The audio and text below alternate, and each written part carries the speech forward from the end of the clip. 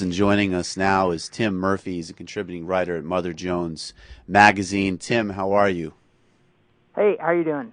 I'm doing well. Very happy to have you on. So we're going to be obviously talking about the Republican shutdown, get into the bigger picture in a bit. But yesterday, basically, Republicans tried a new political gambit where they basically passed, they brought to the floor of the House a couple of kind of piecemeal spending proposals to restore some funding for popular things like national parks, things dealing with veterans and national, and I think also the District of Columbia. Democrats held firm, and I'm just wondering if you could kind of elaborate on the latest Republican tactics, what that was about, and how Democrats responded. Yeah, well, it marked a pretty clear shift from what Republicans have been doing for, well, I guess for the last couple of months, if not the last few years, in which they had been insistent on passing a continuing resolution that defunded the Affordable Care Act, or at least in the most recent incarnation, delayed the implementation of the exchanges by a year. What they did yesterday is they just kind of took three things that they thought people could generally agree on. In this case, that's Veterans Affairs, because people like veterans, national parks, because that's what everyone was talking about yesterday, and funding for the District of Columbia, I guess because, we need the money.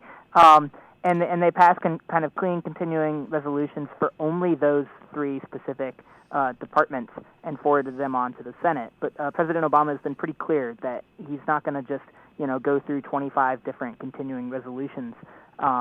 He's going to, take them all at once, because that's kind of what traditionally happens. Yeah, and of course, Obamacare is being rolled out anyways, and it seems to me that that's the kind of really, it's the sort of hilarious, almost, kind of really hilarious subtext to this Republican act of political extortion that Obamacare is moving along almost regardless in many respects. What is the kind of Republican response to that very specific reality that this whole thing is not even delaying ostensibly what they think is this major national catastrophe that they need to use any means they have at their disposal to delay?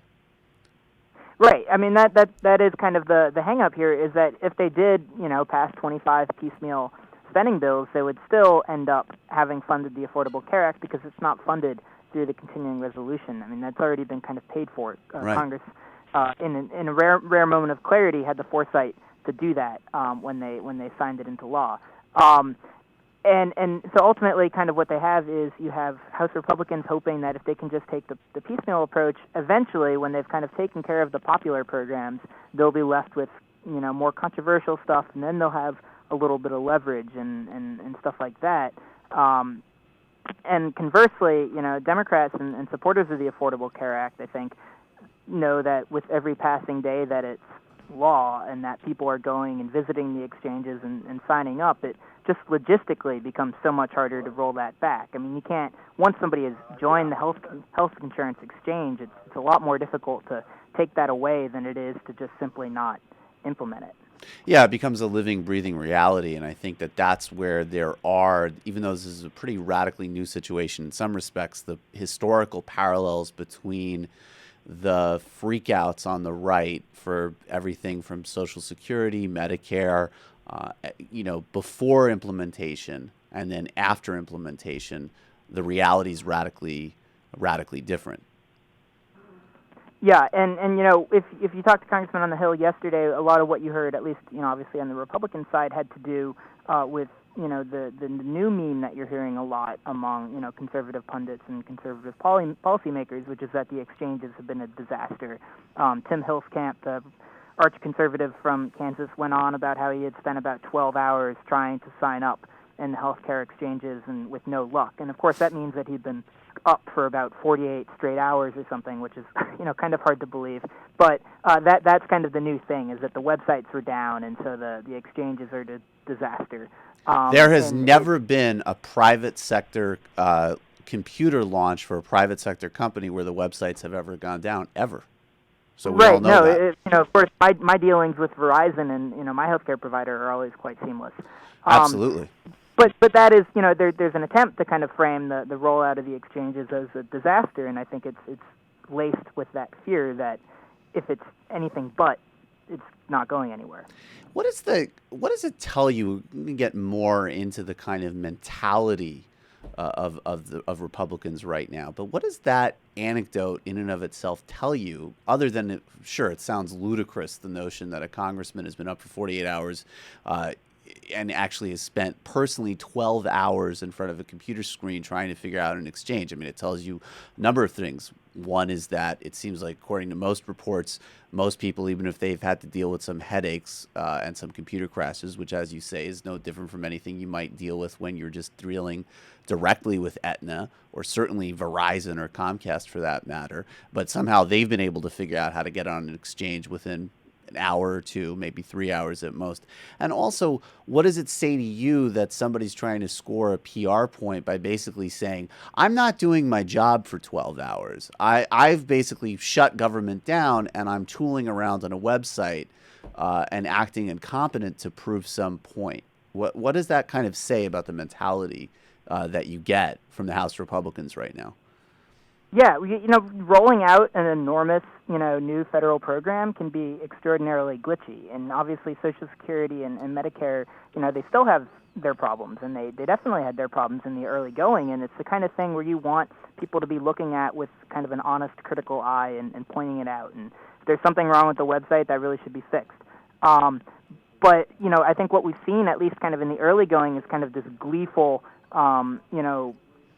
celebration almost when websites are down, and you've heard conservative lawmakers who don't want their constituents checking out the exchanges. They think it's kind of a waste, and so it's kind of an act of desperation at this point. And I mean, obviously shutting down the federal government is the most extreme measure yet that Republicans have taken to combat the Affordable Care Act. But I think there's a realization, sort of, if not now, it's just not going to happen, and it's going to be here to stay. Yeah, and also the energy towards shutting down the federal government has obviously been with not just this Congress, but obviously since 2010, and this kind of wave of real radical extremists that have come into the House. And it's funny, you almost get the image of some freshman congressman running into a cloakroom going, I just got a letter from a constituent, and she's a mother of four, and she was trying to work on the exchange to get an affordable plan for her family, and the site went down. Great news, boys. What is it exactly that they're rooting for here? They're not doing constituent service to try to help make things to help work around the glitches. They're celebrating the glitches. But I do think that there's a serious point here, and the viewpoint of this program very much is that, in contrast to some pundits and some analysts who think that they use phrases like President Obama has used, like, the fever will be broken. Eventually, Republicans will do something like shut down the federal government to stop, a bill that's already been passed and validated endlessly from being implemented. That eventually they'll do something like that will have such a public backlash that the sort of hidden, slumbering, moderate, or even just rational faction will kind of reemerge and take over the party and get people into line. You spoke with Congressman Devin Nunes for a piece you just wrote in Mother Jones, and he's talking about how the Republicans are like lemmings, and they're walking to their suicide, and there's going to be used repercussions. What's funny, though, at the end of the article, though, is that he reaffirms that he stands with the leadership and what they're doing, even after this big kind of melodramatic elaboration. So I guess what I'm getting, is this a fever, or is this just the state of the Republican Party as it is? It's not a deviation from the norm. It is the norm. Well, I think it's a strain of the Republican Party and the conservative movement that sort of has its ebbs and flows, and I guess hits that kind of fever pitch every decade or so. I mean, it's essentially the same arguments that you heard in 1995 and 1996, except that the targeted departments and programs have changed a little bit, and the main characters are well, I guess John Boehner is still there and Newt Gingrich is still on the television, but some of the main characters have changed. So I don't think, it's very true that, opposition to, government involvement in, healthcare and that kind of thing is a large minority of the American, political spectrum. And these are actually views that are very widely held, and a lot of the loudest congressmen, beating the drum to defund Obamacare have the support of the majority of their constituents on that. And so, they're divorced from kind of the broader political reality, but, what they're hearing back home is a lot of what they're acting on. So I think it's kind of unrealistic to expect it to really go away. But at the same time, the longer the shutdown goes on, the longer the effects are felt, and especially, the more exposure there is to the Affordable Care Act, I do think there's a possibility for a real backlash against that. Yeah, I think that's absolutely true, and we'll get more into that in a moment. But I actually think that there is a bit of a difference between the government shutdown in the mid-'90s and the reality of that time versus now in a couple of different ways. One was that shutdown was not about stopping a specific piece of legislation that had already passed, that had already been affirmed by the Supreme Court. It was not about using the mechanics of government to stop something that had already been kind of validated by all three branches of government. Also, Newt Gingrich, of course, very extreme, very right-wing guy. He and Clinton negotiated, and they negotiated some bad things, just as if Boehner had control over his Congress, him and Obama would negotiate and come to some agreements on some very bad things from the perspective of middle class or poor people. But at the same time, when Gingrich went back to his caucus, he had his caucus at that time, and they could move something. And they were more attentive in that sense to broader national wins. Like, they were interested in possibly winning the presidency.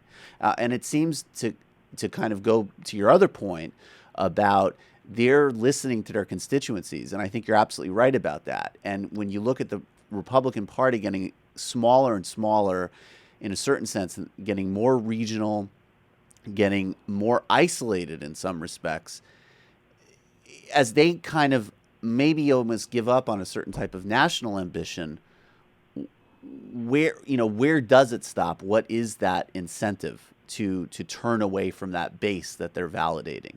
Because in those respects, it does seem different to me. Yeah, and I think that's a point well taken. The main similarity is just this kind of willingness, kind of as a collective unit, to walk up to the edge and then jump. And it takes, it's taken them a while to kind of build up to that, and they hadn't done it earlier in the Obama administration. And kind of, after enough battles, they decided this is where they were going to go. But to the point of the shutdown then versus now, one of the kind of most important stories that's not really being told is that Republicans sort of already won on this. They wanted, to essentially extend sequestration. And that was the hang-up for many months, between the Senate and the House. And exactly. At this point, that's not really what we're arguing about. We're going to get an extension of sequestration. It's whether or not we're going to defund the Affordable Care Act, too. So, if the Republicans think that they're losing on this, they really need to look at what the original debate was. No, and isn't that exactly what the story of this political period has been, which is that the only metrics by which the Republicans are really losing is if you play a kind of day-to-day, very narrow sense of a horse race, and you look at poll numbers, and people are more and more fed up and disgusted with Republicans. Obviously, they weren't able to win back the White House. Of course, there's some political metrics by which they're losing, and if you are anything other than adopting the most radical, extreme Ted Cruz-like position, they are the right is setting the terms of the debate. We have a jobs crisis. We've had austerity. We have increasing poverty. We're talking about cutting programs. Sequester was supposed to be something nobody liked. Republicans seem fine with it. And it's baked into the cake, which is a phrase Sam uses a lot. So do you think that – so I guess that's another question. Do you think that the Republicans – is it that they don't understand it, or that they're the ones, not the Obama administration, not the kind of sophisticated Democrats supposedly, but they're the ones who are playing the long game. And they see that every time they make a radical extreme reach like this, they get badmouthed on TV, their numbers go down, and they basically get what they want. Yeah, I don't want to suggest that they're playing the long game, because their numbers, the approval rating for Congress does keep on going down, and House Republicans did not do very well in the last election, even after redistricting, solidified a lot of their gains.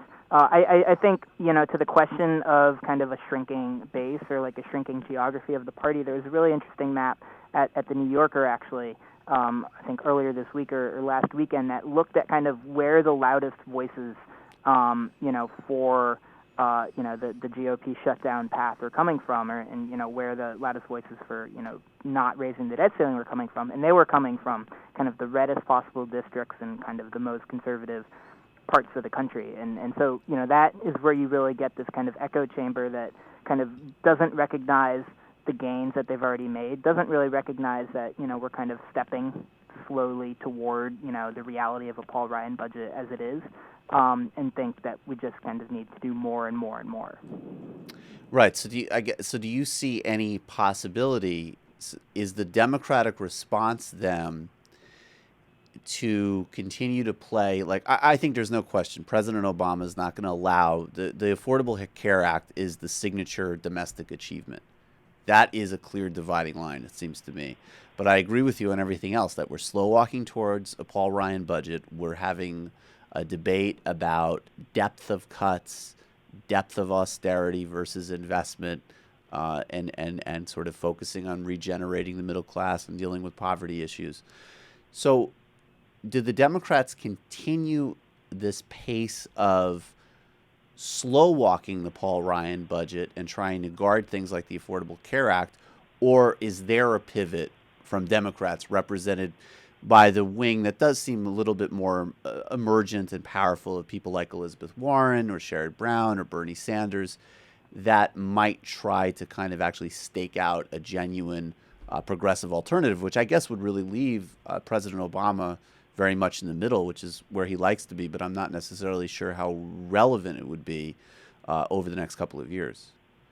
Yeah, well, I mean, that would be a great question for Hillary Clinton and Elizabeth Warren, but just one not benefit of the shutdown, but consequence of the shutdown is we see kind of the impact of drastic reductions in government services over a very kind of hopefully confined period of time. Whether that's 1 week or 3 weeks. You see what happens, when 85,000 people lose access to, nutrition services, or when hundreds of thousands of people can't show up to work and have to rearrange their budgets, in not just Washington, D.C., but North Carolina and New Hampshire and really all over the country. So you get to kind of get this sneak preview of what, ultra austerity really looks like and what government services really do for you in a limited period of time. And ultimately, I think that really could, help Democrats. And it's not just, veteran services, it's defense contractors, and it's, there's a missing woman in Idaho, I believe, who they had to call off the search party because there weren't enough people to go searching because they were furloughed. I think this kind of thing does play into the Democrats' hands, because if they're willing to seize it. Yeah, and people actually see it and people actually pay attention to it, which is really not something that seemed to happen with sequestration. Right, and I think this is a really important point here, because as if on clock, sort of just on time, Congresswoman, what's her name, Marsha Blackburn, I believe, from Tennessee, she said, I think yesterday, something to the effect of, the government shutdown is great because it's teaching people teaching Americans to live with less government. Like, why don't the people of Idaho get an old-fashioned search party together for that woman? They don't need, police or helicopters or anything. Why don't they just, get some maps out and have a nice, community search party or whatever other sort of nonsense goes through these people's heads. But I do think, though, that is a very, judging by the sequester, that the hits that have affected the vulnerable and the middle class have been normalized. The ones that have affected, like air travel, have been softened. And you already see the spin. You see Blackburn saying, learn to live with less, or even William Crystal just kind of, this isn't such a big deal. Who really cares? The sky isn't falling. That's the Fox talking point. Is there a danger that instead of a reaction to the austerity and the shutdown, that it just becomes the next sort of lowering of the standards for most Americans in terms of what they expect and what they can get in terms of government and in terms of services? Yeah, I mean, there's always a risk that it simply, becomes a new normal, and people just kind of get used to the shutdown as a thing that happened. It had been a while, before that it happened in 1995. So it was a shock then, and it has been a while since 1995. So it's a shock now, but it happened 8 times in the 1980s for kind of a variety of periods, and in those instances they weren't quite as severe. I think they kept most of the monuments and stuff like that open, but it was certainly a much more common occurrence then, and which is why we don't hear as much about those examples. I think going forward, the risk in this instance is obviously the debt ceiling, which is set to, we're about to hit that limit in about 2 weeks, and it's going to be a lot bigger.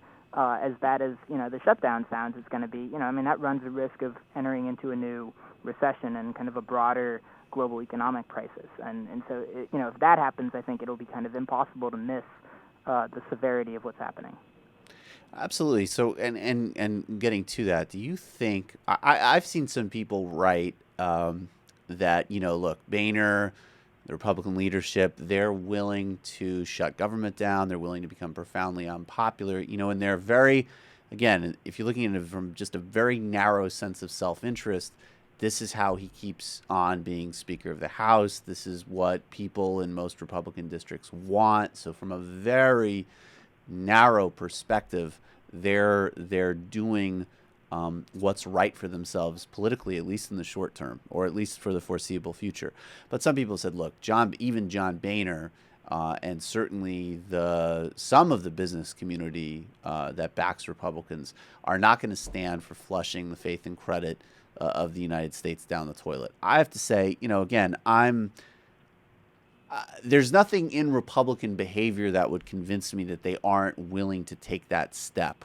And I'm not, saying that because I don't think that there aren't a fair number of Republicans who get how drastic that would be and don't actually want to do it. But I think just the political dynamics point to there not really being a cap on things. And I'm just wondering, do you think that rationality, those other interests will kick in when it comes to the debt ceiling, or are we going to basically see the same dynamic? Yeah, well, that's kind of a $1 million question, or I guess much more than $1 million Trillions. Question. But exactly, and it's John Boehner isn't going to see the light because Democrats, Paul Krugman makes the case really well. He's going to do it because the Republican Party isn't just these incredibly conservative pockets of like Arkansas. It's also the Chamber of Commerce, and it's Wall Street and all these other business interests who, for all their other faults, certainly do understand kind of the dangers of the U.S. losing its status as the global currency and entering into a new recession.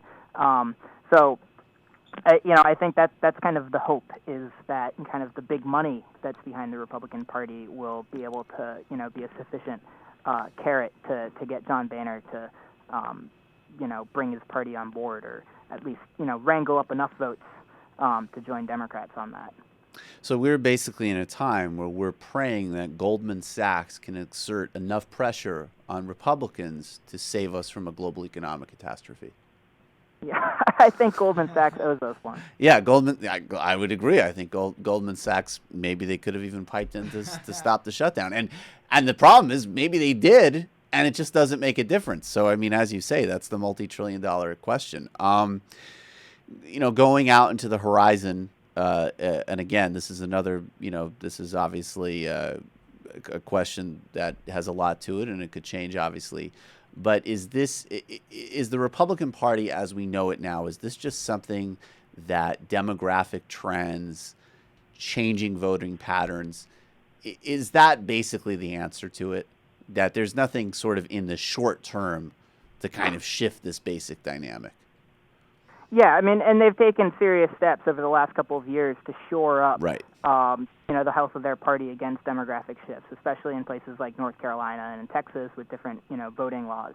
There's also, obviously it's not entirely sustainable, in the next, decades down the road that, African Americans are going to go 95% to whoever the Democratic nominee is. And, even a return, to the levels of Hispanic support that George W. Bush got would be, a tremendous boost to the Republican Party. So I don't think the demographic shifts are set in stone, but, I don't think that they can continue, with the platform that they have indefinitely.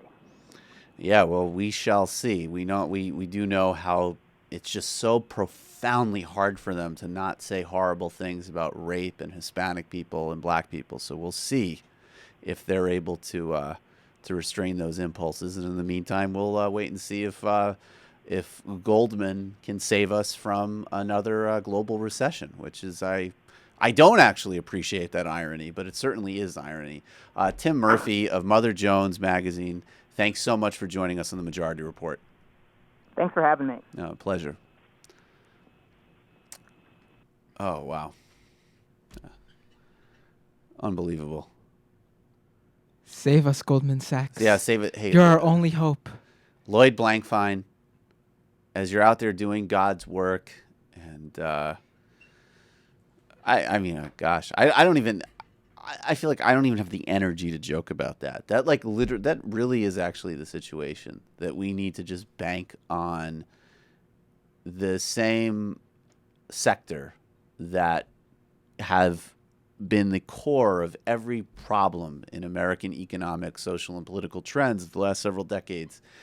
They're the ones who need to go on that phone and give Boehner that number that Sam talks about. But, to be honest with you, look, maybe there is some magic number he hits, and in conjunction with, do you want to just be a solid choice as worst House Speaker ever, or do you just unequivocally want to be remembered as, the drunk guy who left his tanning bed long enough to destroy the global economy?